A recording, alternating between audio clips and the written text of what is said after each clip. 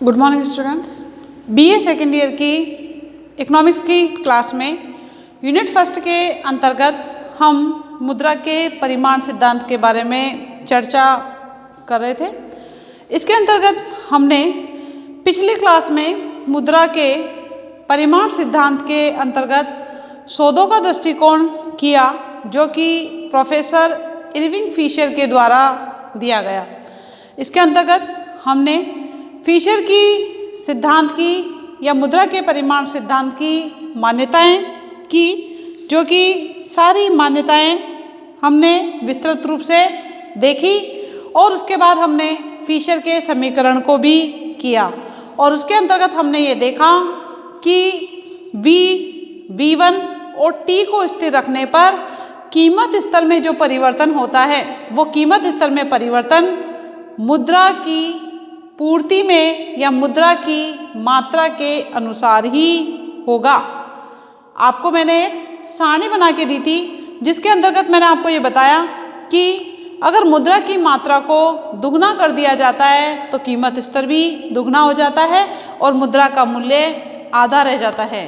यदि कीमत स्तर को चौगुना कर दिया मुद्रा की मात्रा को चौगुना कर दिया जाता है तो कीमत स्तर भी चौगुना हो जाता है और मुद्रा का मूल्य चौथाया ही रह जाता है। इस प्रकार हमने मुद्रा की मात्रा का कीमत स्तर पे जो प्रभाव पड़ रहा है वो देखा और साथ में मुद्रा के मूल्य पर क्या इफेक्ट पड़ता है, ये सारी चीज़ें हमने देखी थी। आज उसी को आगे बढ़ाते हुए हम ये देखेंगे कि अगर m की मात्रा को दुगना कर दिया जाता है तो p भी जो है दुगना होगा और m चौगुना होगा तो p भी चौगुना होगा, जिसको हम चित्र के द्वारा वर्णन करेंगे या चित्र के द्वारा समझेंगे।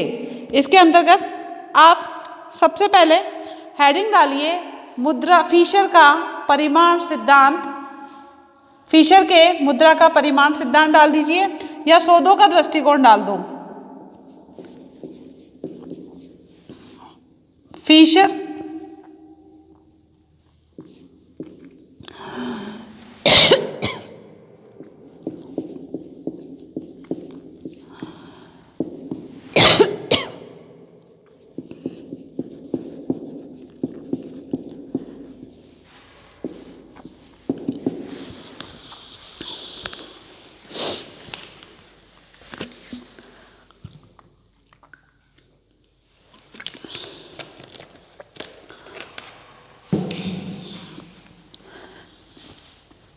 फिशर के समीकरण के अंतर्गत हमने ये देखा कि mv प्लस m1v1 बराबर pt। कहने का मतलब मुद्रा की पूर्ति मुद्रा की मांग के बराबर होती है और साथ में हमने m क्या है, v क्या है, m1 क्या है, v1 क्या है, इन सभी की चर्चा की। और अब हम ये देखेंगे कि मुद्रा की मात्रा का कीमत स्तर पर क्या प्रभाव पड़ता है।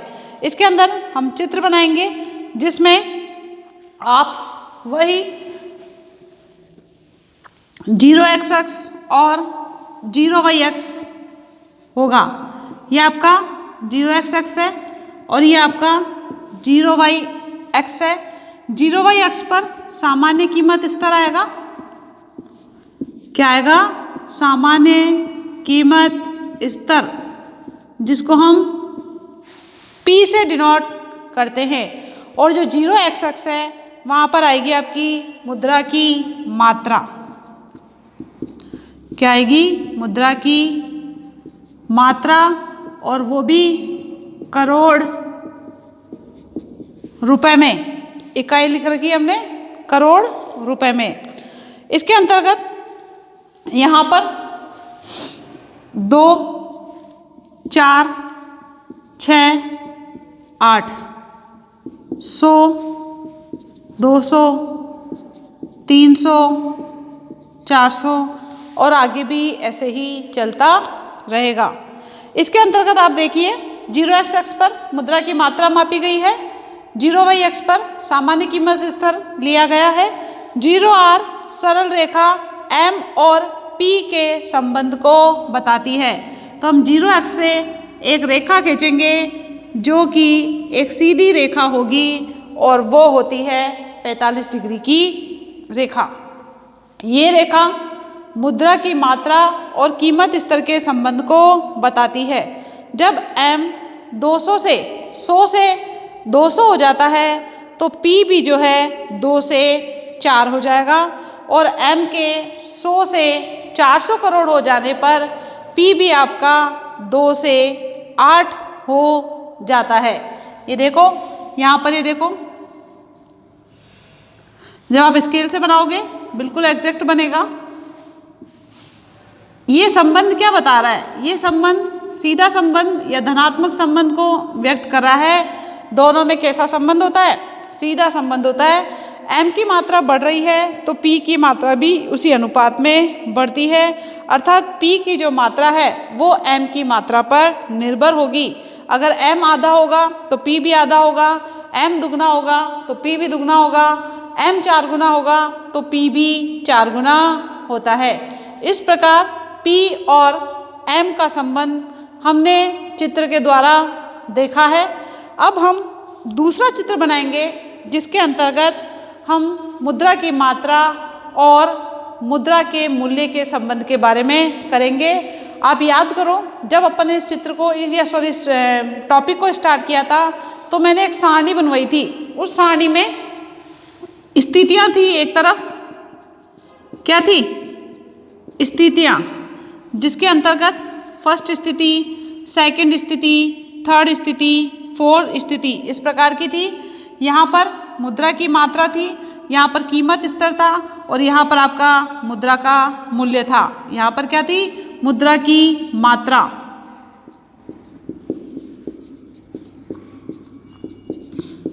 यहाँ पर कीमत स्तर और यहाँ पर थी आपकी मुद्रा का मूल्य। याद कीजिए, ये मैंने बनवाया था आप लोगों को। यहाँ पर फर्स्ट स्थिति में अगर इसको दुगना कर दिया जाता है तो ये भी दुगना हो जाता है और मुद्रा का जो मूल्य है वो आधा रह जाता है। इसको 4 गुना कर दिया जाता है तो ये भी 4 गुना हो जाता है और मुद्रा का मूल्य चौथाया हो जाता है। इसको अगर हम आधा कर देते हैं तो ये भी आधा हो जाता है और मुद्रा का मूल्य दुगना हो जाता है। इसी प्रकार इसको हम चौथाया कर देते हैं तो ये भी चौथाया हो जाएगा और मुद्रा का मूल्य 4 गुना हो जाएगा। इस प्रकार मैंने आपको एक तालिका बनाई थी। तो हमने जो फर्स्ट डायग्राम बनाया है वो फर्स्ट डायग्राम बनाया है ये और इसका संबंध, यानी कि मुद्रा की मात्रा और कीमत स्तर का संबंध बताया है। अब हम जो कर रहे हैं वो कर रहे हैं कीमत स्तर का मुद्रा के मूल्य से संबंध, कि कीमतें अगर डबल हो रही है तो मुद्रा का मूल्य पर क्या इफेक्ट पड़ता है, उसके बारे में हम चर्चा करेंगे। तो द्वितीय चित्र बनाइए। इसके अंदर यहाँ पे बना रही हूँ मैं,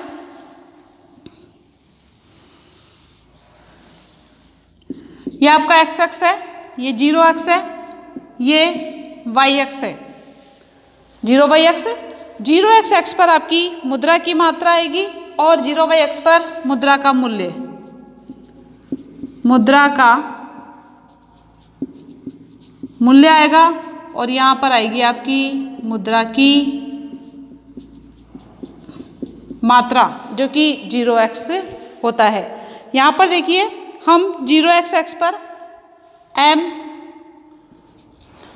2m, 4m, 4m, 2m ऐसे करेंगे और यहाँ पर करेंगे हम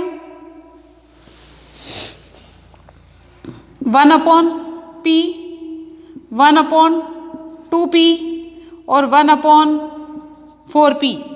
ऐसे हम जो है सामान्य कीमत स्तर को दर्शाते हैं। इसके अंतर्गत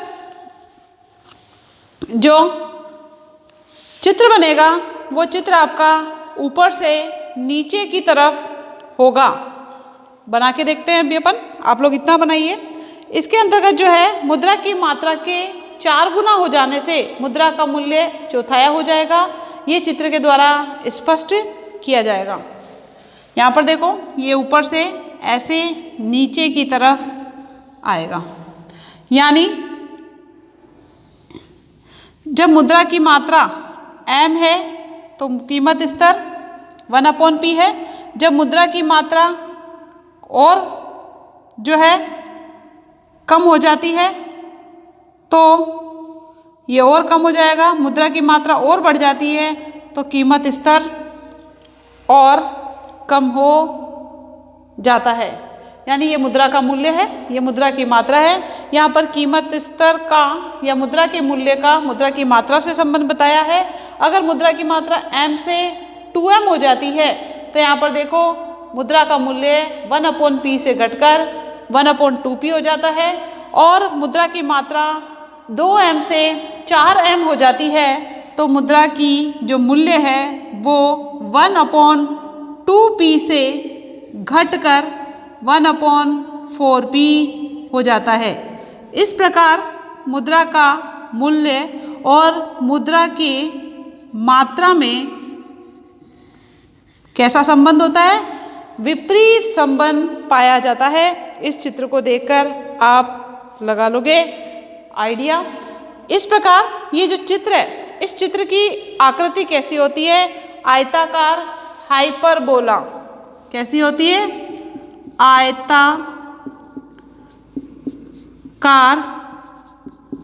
हाइपरबोला जैसी इसकी स्थिति होती है। इस चित्र को बनाइए और ये मुद्रा की मात्रा और मुद्रा के मूल्य में विपरीत संबंध को बताता है। अब हम एक उदाहरण के द्वारा आपको कीमत स्तर, मुद्रा की मात्रा में वृद्धि होने पर कीमत स्तर में किस प्रकार से वृद्धि होती है इसके बारे में चर्चा करेंगे। अभी ये पहले बनाइए, इसके बाद अपन नेक्स्ट करते हैं। कई बार जो है कीमत स्तर के बारे में क्वेश्चन पूछ लिया जाता है। वो जो अपन ने किया था वो तो मुद्रा की कुल पूर्ति का किया, जिसके अंतर्गत M, V, M1, V1 ये सभी दिए।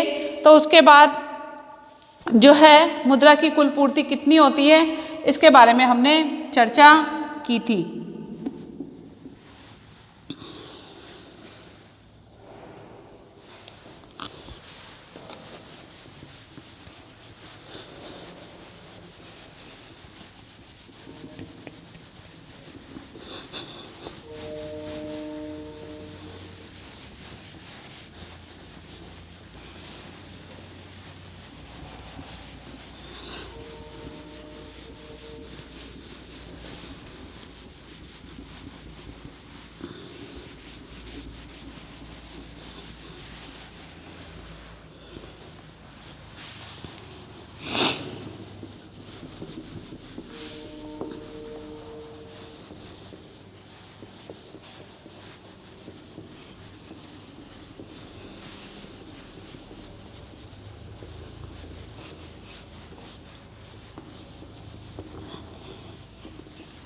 यहाँ पर देखिए, अगर किस प्रकार से दिया जाता है।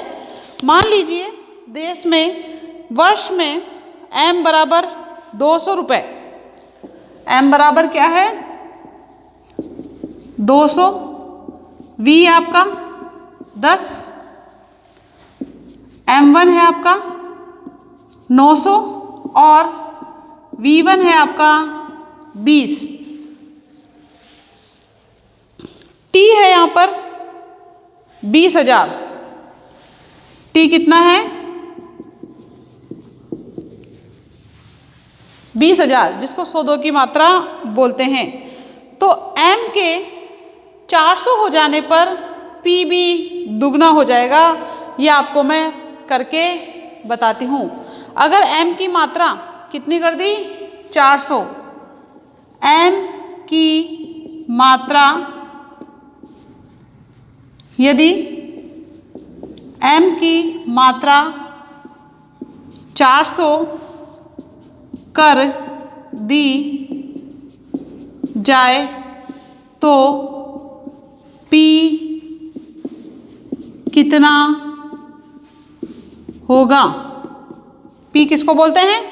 कीमत स्तर को। अब आप देखो M 200 से 400 कर दिया है, यानी दुगना कर दिया है। अब हम इसे सूत्र में फीड करते हैं। सूत्र आपका वही P बराबर MV plus M1 V1 upon T। यही है। ज्ञात क्या करना है? P। P बराबर M कितना है 400, V कितना है 10, V में कोई परिवर्तन नहीं हुआ है। M1 जब M डबल हो गया तो M1 भी डबल होगा और M1 हो गया आपका 1800 और V कितना है 20 अपॉन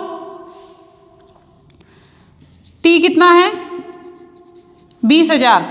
पहले हम जो है 200 वाला में जो है दुगना वाला ना करके पहले हम वो वाला करते हैं जो कि है 200 और ये है आपका 900। यहाँ पर देखो P बराबर 2000 प्लस 18,000 अपॉन 20,000 बराबर 18 और 2 20,000 अपॉन 20,000। 20 में से ये 20 कट गया तो कीमत स्तर P कितना आया 1 आया। अब हम M के 200 से बढ़कर कितना 400 रुपये करने पर यहाँ पर लिखिए M के 200 से बढ़कर 400 हो जाने पर M अब कितना हो गया 200 से 400 हो गया। तो अब देखो M हो गया दुगना 400 हो गया तो दुगना हो गया। अब हम इसको फीड करेंगे, इसको मैं यहाँ कर रही हूँ वही M V P बराबर, सूत्र लगाने की जरूरत नहीं है क्योंकि सूत्र तो अपन ने लगा दिया बार बार। M क्या हो गया दुगना हो गया, यहाँ पर दुगना कर देना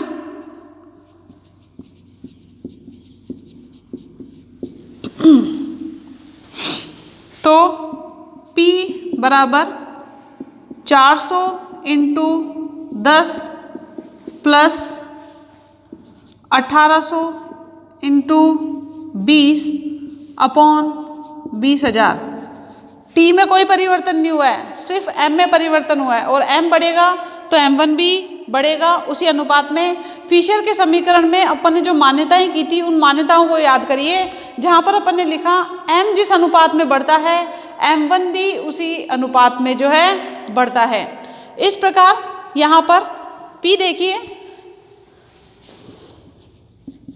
400 को 100 से मल्टीप्लाई किया तो 4000, 1800 को 20 से किया तो ये आ जाएगा 36,000 अपॉन 20,000 बराबर, इनको जोड़ेंगे तो ये 40,000 आएगा और यहाँ आपका नीचे 20,000 है, इससे ये कटा तो ये आ गया 2 रुपये, यहाँ पर 1 रुपया। अब आप देख लो P बराबर कितना हो गया 2 रुपये हो गया और यहाँ पर P बराबर 1 रुपया है। इससे हम ये कह सकते हैं कि M जिस अनुपात में बढ़ता है P भी उसी अनुपात में बढ़ता है। इस प्रकार दी हुई मान्यताओं के अनुसार M के दुगना होने पर P भी दुगना हो जाएगा और मुद्रा का मूल्य पहले से आधा रह जाता है। जो चीज़ 1 रुपये में आ रही थी अब वही चीज़ 2 रुपये में आ रही है। कहने का मतलब 1 रुपये में एक चीज़ आ रही थी या जितनी चीज़ आ रही थी अब 1 रुपये में उसकी आधी ही चीज़ आती है। 50 रुपये किलो अगर कोई चीज़ है और अगर वो 100 रुपये किलो हो जाती है तो अब 1 किलो जो है आपके कितने रुपए में आएगी बताइए 100 रुपये में, और आधा किलो कितने में आएगी 50 रुपये में। इस प्रकार आप समझ सकते हैं और इसको चित्र के द्वारा जो है और समीकरण के द्वारा बता सकते हैं। इस प्रकार यहाँ पर फिशर के समीकरण में M व M1 में अनुपातिक परिवर्तन माना है। जब M बढ़ता है तो इसकी कुछ मात्रा बैंकों में जमा कराई जाती है जिसके आधार पर व्यापारिक बैंक साख सृजन करते हैं। इस प्रकार दीर्घकाल में जो आपकी लास्ट मान्यता थी इसमें बताया था आपको दीर्घकाल में M और P के संबंध इसके अंदर बताए जाते हैं। तो दीर्घकाल में M व M1 के अनुसार बदलने की प्रवृत्ति पाई जाती है। M व M1 का अनुपात स्थिर इसलिए रहता है क्योंकि साख सृजन M1 बैंकों में नगद रिजर्व अनुपात जिसको क्या बोलते हैं CRR पर निर्भर करता है और जिसे सरकार और केंद्रीय बैंक निर्धारित करते हैं CRR को। ये मैंने आपको केंद्रीय बैंक का जब चैप्टर पढ़ाया था उसी में आपको बता दिया। यहाँ ये स्पष्ट है कि M200 तथा रिजर्व अनुपात के 20% होने पर नई साख की मात्रा 80 × 5 बराबर 400 इकाई होगी। कहने का मतलब 100 रुपये के आधार पर अगर 5% CRR के रूप में रखा जाता है तो जो पैसा बचा हुआ है वो 80 है। कितना है? 80। 100/20 बराबर 5, तो 80 × 5 के आधार पर साख सृजन कितना होता है? 400 होता है। ये सारी चीज़ें आपको केंद्रीय बैंक और व्यापारिक बैंक वाले चैप्टर में पढ़ा दिया। अब अपन बात करते हैं मुद्रा के प्रचलन वेग को प्रभावित करने वाले तत्व, यानी जो कि V जो होता है, V को कौन कौन से तत्व बढ़ाते हैं और V को कौन कौन से तत्व घटाते हैं। जब सूत्र में आपने लिखा MV + M1V1, उसमें मैंने आपको V बताया। V का मतलब होता है आय का प्रचलन वेग। कहने का मतलब मुद्रा की एक इकाई एक वर्ष में जितने हाथों में से लेन देन के लिए या औसत रूप में गुजरती है वो आपके आय का प्रचलन वेग कहलाता है। तो यहाँ पर जो V है इसको कौन कौन से तत्व प्रभावित करते हैं इससे संबंधित चर्चा हम करेंगे, जो कि बढ़ाते हैं और घटाते हैं। कई बार जो है आपके एग्जाम में ये क्वेश्चन भी पूछ लिया जाता है कि मुद्रा के आय प्रचलन वेग को बढ़ाने वाले तत्व या परिवर्तित करने वाले तत्वों के बारे में बताइए। ये क्वेश्चन भी आपका कई बार जो है 4 नंबर का पूछ लिया जाता है। इसका स्क्रीनशॉट ले लो, इसके बाद आगे बात करते हैं।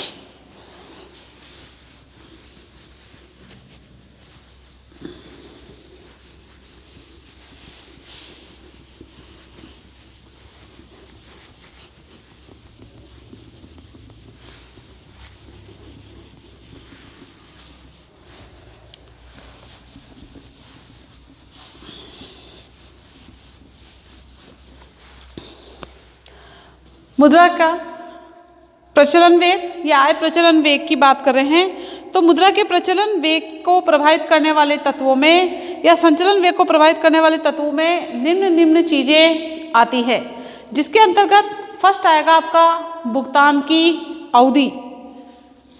पहले हेडिंग डालिए, V को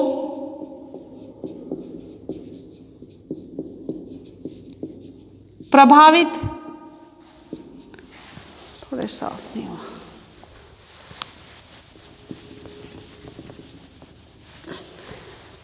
V को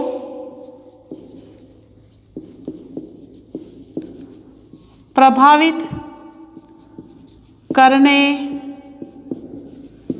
वाले तत्व, इसके अंतर्गत फर्स्ट है आपका भुगतान की अवधि।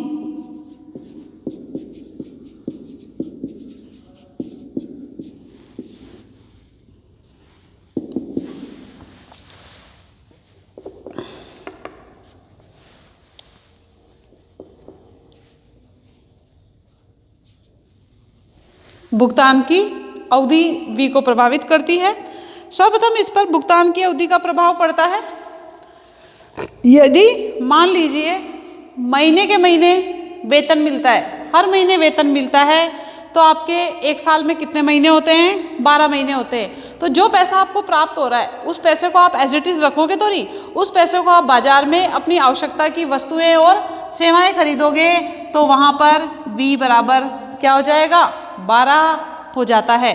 इसी प्रकार यदि साप्ताहिक भुगतान कर दिया जाता है यानी वीकली अगर पेमेंट होता है तो v बराबर 52 होगा, क्योंकि जितना ज़्यादा या जितना जल्दी पेमेंट प्राप्त होगा उतना ही v बढ़ेगा। तो एक साल में 52 हफ्ता होते हैं तो v बराबर आपका 52 हो जाएगा। उसी प्रकार अगर 6 महीने में एक बार पैसा प्राप्त होता है तो साल में 2 बार हुआ तो वहाँ पर आपका v कितना हो जाएगा, 2 हो जाएगा। साल में अगर एक बार पैसा प्राप्त होता है तो v आपका 1 हो जाएगा। कहने का मतलब जितनी जल्दी भुगतान प्राप्त होता है व्यक्ति को उतना ही जो है v ज़्यादा होता है। मजदूर जो लोग होते हैं जो कि मजदूरी करते हैं उनको रोज प्रतिदिन पैसा प्राप्त होता है और वो प्रतिदिन पैसा खर्च करते हैं। इस प्रकार v उनका कितना होगा, 365। कहने का मतलब आप इस बात को समझिए कि जितनी ज़्यादा मात्रा में जितनी जल्दी व्यक्ति को पैसा प्राप्त होगा उतना ही पैसा वो बाजार में खर्च होने के लिए जाएगा और जितना खर्च होने के लिए जाएगा उतना ही v आपका ज़्यादा होता है। इस प्रकार भुगतान की अवधि पर v डिपेंड करता है। नेक्स्ट चर्चा और हम आगे v को प्रभावित करने वाले तत्वों के बारे में पढ़ेंगे। आज इतना ही समझिए कि भुगतान की अवधि जितनी जल्दी होगी उतना ही v ज़्यादा होगा और भुगतान की अवधि जितनी लेट होगी v उतना ही कम होता है। आज इतना ही, धन्यवाद।